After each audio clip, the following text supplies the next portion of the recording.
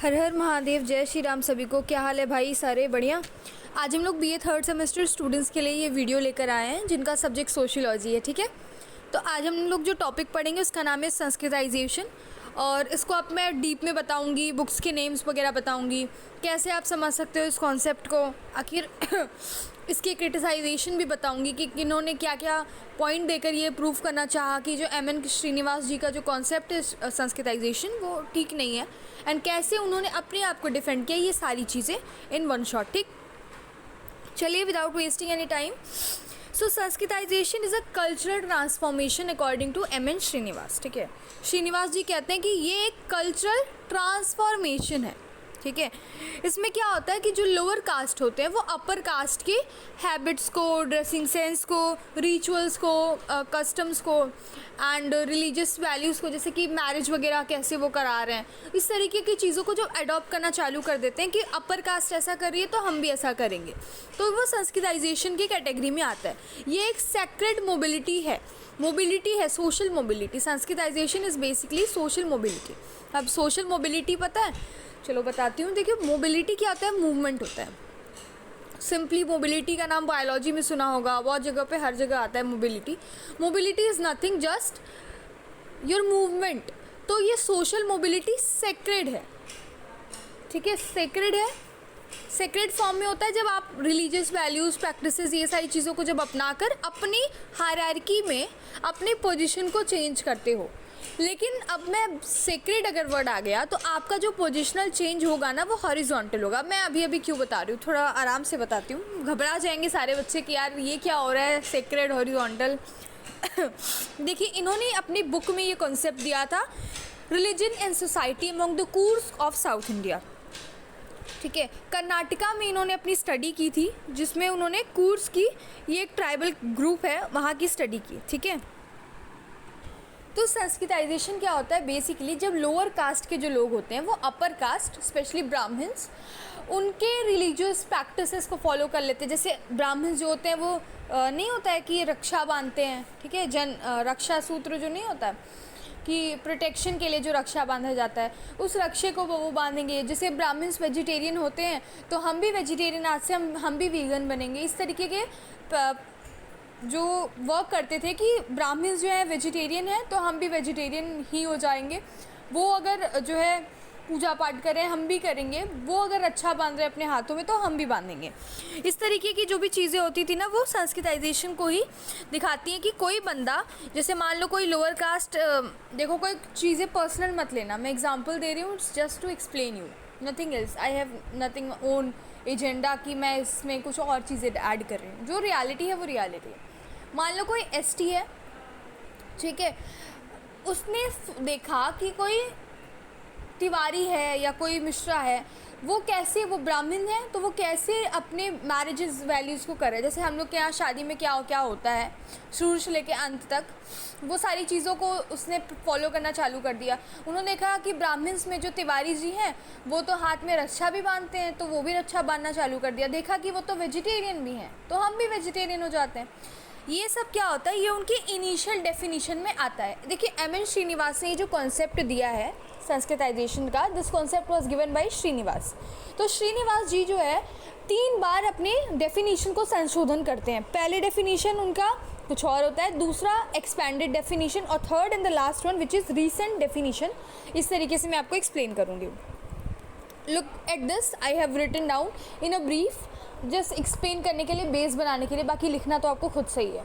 Initial definition में कहते हैं कि देखो वीगन्स हो जाएंगे और ब्राह्मणिज्म, जैसे ब्राह्मण्स जो है वो प्रैक्टिसेस जो भी फॉलो कर रहे हैं उसे हम भी फॉलो करेंगे। ठीक, एक्सपेंडेड फॉर्म में उसी को थोड़ा सा और बढ़ाते हुए, ऐड ऑन करते हुए कहा कि अब इसमें हैबिट्स भी फॉलो करने लगे हैं। वैल्यूज़, मतलब वैल्यूज़, फैमिली वैल्यूज़ हो गया या कोई भी ऐसा वैल्यूज़ जो ब्राह्मण्स फॉलो करते हैं वो भी इसे फॉलो करेंगे with the adoption of new customs, यानी कि जो भी अपर कास्ट कर रही है उसको करेंगे। एंड उनके रीसेंट डेफिनेशन में वो कहते हैं कि लाइफ स्टाइल फॉलो कर रहा है, the follow the life style of द्विज कास्ट। द्विज कास्ट क्या होता है पता है? ब्राह्मण्स को कहा जाता है, क्योंकि वो जनेऊधारी होते हैं ना, तो उनको द्विज कास्ट कहा जाता है। या फिर ये होता है द्विज संस्कार जिसे बोल सकते हैं, जिसमें जो जनेऊ संस्कार होता है, वो जनेऊ पहनाया जाता है ना, 8 साल, आई थिंक 8 साल है के बच्चों को जब जनेऊ पहनाया जाता है, या एट दी 8 ईयर्स, तो ये एक संस्कार होता है जनेऊधारी।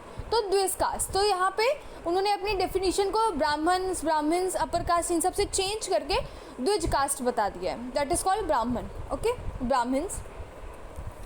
नाउ आई होप अब समझ में आया हो कि संस्कृताइजेशन क्या होता है। Sanskritisation is the process of social mobility where lower caste या फिर tribal groups adopt customs, rituals and ideologies of upper caste, specially Brahmins.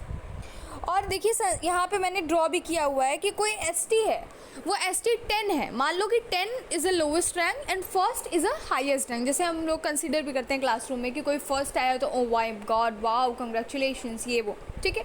और 10th is the last rank, example for example. तो जो ST 10 है, मान लो यादव 10 है, उन्होंने देखा कि ब्राह्मण्स ऐसे ऐसे काम कर रहे हैं, तो हम भी वीगन हो गए, हम भी रक्षा बांध लिए, हम भी वो जनेऊ संस्कार करने लगे, हम भी हर वो सारी चीज़ें करने लगे जो ब्राह्मण्स कर रहे हैं। तो वो अपने ही कास्ट में यादव 10 से यादव 1 हो जाएगा, यादव फर्स्ट हो जाएगा और अपनी सोशल मोबिलिटी करेगा। कैसी सोशल मोबिलिटी करेगा?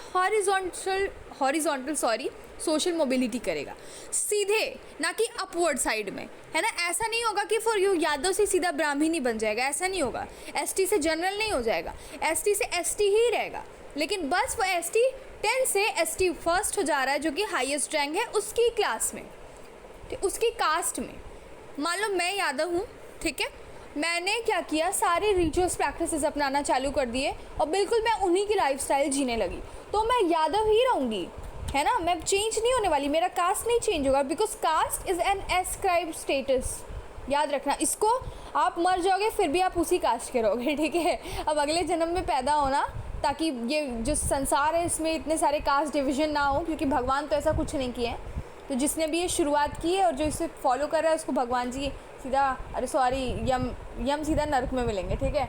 स्पेशली करेंगे कि यार तूने क्यों फूट डाली, क्यों भेद डाला, जाति कर करके, है ना। ये तो मैं थोड़ा सा फ़नी लाइक ऐसे मूड अपलिफ्ट कर रही थी, but the main concept is कि I will remain Yadav till my death, और मैं सिर्फ अपने ही कास्ट में इंक्रीज अपनी पोजीशन कर लूँगी। कहीं मैं 10th पोजीशन पे, लोएस्ट पोजीशन पे थी, आज मैं यादव 1 हूँ, that is the highest in my caste. याद है? अब याद रखिएगा, इसे भूलिएगा मत। चलिए देखिए, इसमें इन 3 डेफिनेशंस को समझ लिया कि इनिशियली MS श्रीनिवास जी क्या बोलते हैं, एक्सपैंड करके उसको क्या बोलते हैं, एट द लास्ट वो क्या चीज़ बोलते हैं। सो ट्राइबल ग्रुप्स जो इन सारी प्रैक्टिसेस को अपनाता है, उनके नाम देख लीजिए। Tribal groups which involve the Sanskritisation, वो होते हैं मिसिंग ट्राइब्स। देखो आप कहेंगे मिसिंग ट्राइब कौन सा है, खो गए हैं? नहीं, MISING, ठीक है। मिसिंग देखिए मैंने अपनी स्पेलिंग में भी MISS लगा दिया, सॉरी। मिसिंग ट्राइब्स जो होते हैं वो आसाम के होते हैं, वो भी ऐसे ही कहीं ना कहीं क्रिश्चियनिटी को भी फॉलो करते हैं, हिंदुज़म को भी फॉलो करते हैं, ठीक है। क्रिप्टो क्रिश्चियंस जिसे बोल सकते हैं आप। और गोंड हो गए जो कि सेंट्रल इंडिया में पाए जाते हैं, भिल्स हो गए जो कि वेस्टर्न इंडिया में पाए जाते हैं, पहाड़ी जो कि हिमालयन रीजन में पाए जाते हैं, नाम से ही समझ गए होंगे। मणिपुरी ट्राइब्स जहाँ पे वो वैष्णव को मानते हैं, integration of Vaishnavism into local customs. जो वैष्णव है, जो शक्त है, जिसे शक्ति बोलते हैं, ये सारे जो होते हैं ना वो सेक्ट हैं हिंदुइज़म के, ठीक है।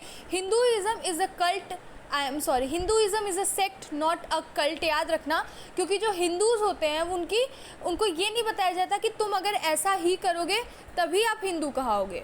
आप कुछ भी करेंगे, you will be remaining the Hindu. आप अपनी तरह से वो लाइफस्टाइल जी सकते हैं, बट अदर रिलीजन बताती है कि तुम्हें ये करना है, यानी तुम्हें हिजाब पहनना है तभी तुम मुस्लिम कहाओगी, ठीक है, नहीं तो हराम है।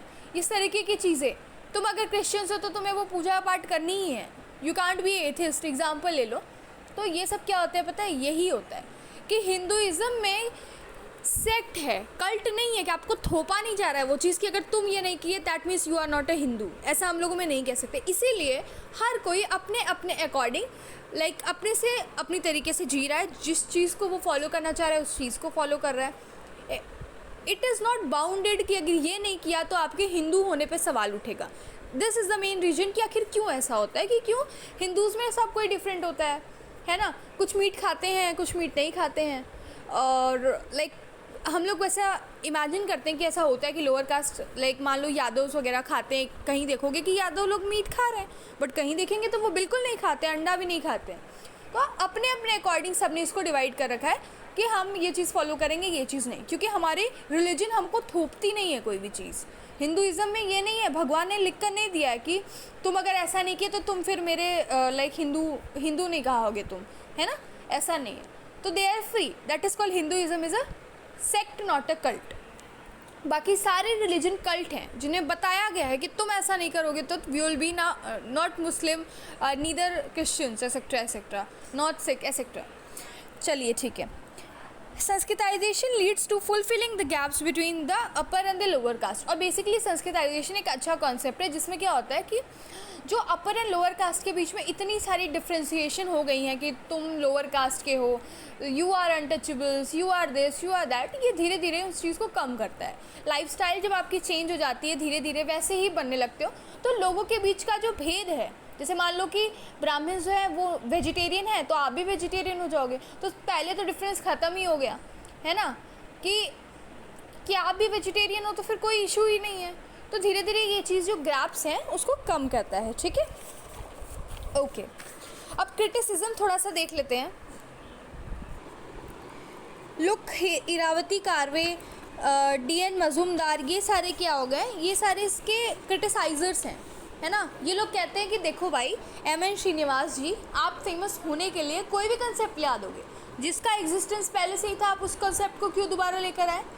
देखो क्या होता क्या है, इरावती कार्वे जी बोलती हैं, इरावती कार्वे कहती है कि मैक्स वेबर ने ऑलरेडी आइडियल टाइप का कंसेप्ट दे रखा है, ठीक है, यानी मैक्स वेबर ने ऑलरेडी आइडियल टाइप का कंसेप्ट दे रखा है, फिर संस्कृताइजेशन ही क्यों, आपने ये संस्कृताइजेशन टर्म क्यों लेकर आए, जब मुझे पता है कि आपसे पहले एक सोशोलॉजिस्ट है मैक्स वेबर, उन्होंने ये कॉन्सेप्ट दिया हुआ था जिसमें उन्होंने सेक्युलर वे में मोबिलिटी बताई थी, तो फिर आप कैसे डिफरेंट हो गए, ठीक। सेकंड, वो DN मजूमदार जी कहते हैं कि हिंदुआइजेशन तो पहले से ही कॉन्सेप्ट है, फिर संस्कृताइजेशन लाने की क्या ज़रूरत थी, ठीक है। हिंदुआइजेशन इज़ ऑलरेडी प्रेजेंट, तो फिर आप क्यों लेकर आइए संस्कृताइजेशन, ये इन्हें क्रिटिसाइज़ कर देते हैं। ओके, तो अब ये एक्सप्लेन करते हैं कि कैसे मेरा संस्कृताइजेशन आपके हिंदुआइजेशन, मैक्स वेबर के आइडियल टाइप दोनों से डिफरेंट है, ठीक है। ये कहते हैं कि देखो भाई, आइडियल टाइप में आप बताते हो कि it is a social mobility by secular way, ठीक है, सेक्युलर वे में, और मैं सोशल मोबिलिटी सेक्रेड वे में बताता हूँ, ठीक है, मैं सेक्युलर वे में नहीं बताता। तो जब सेक्युलर वे में मोबिलिटी होती है तो वो वर्टिकल मोबिलिटी होती है, याद रखिएगा, लेकिन मैंने अपने में हॉरिजॉन्टल मोबिलिटी बताई, और मैंने बताया कि मेरा संस्कृताइजेशन आपकी आइडियल टाइप से ऐसे डिफरेंट है क्योंकि वो एक सेक्रेड नहीं है, वो एक सेक्रेड है ना कि सेक्युलर, ठीक। सेकेंड, वो हिंदुआइजेशन को कहते हैं कि देखो भाई, हिंदुआइजेशन कॉन्सेप्ट है, मैं मानता हूँ, लेकिन क्या हिंदुआइजेशन कॉन्सेप्ट हिंदूज़ के अलावा किसी में फॉलो होता है, तो ही सेड नो।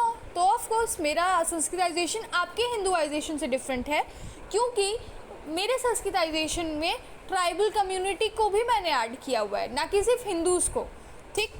तो वो अंत में कंक्लूजन देते हुए कहते हैं कि देखो भाई, संस्कृताइजेशन को कितना भी क्रिटिसाइज़ कर लो, ये एक ऐसा टॉपिक है जो कि पूरे हॉलिस्टिक व्यू को लेकर चल रहा है।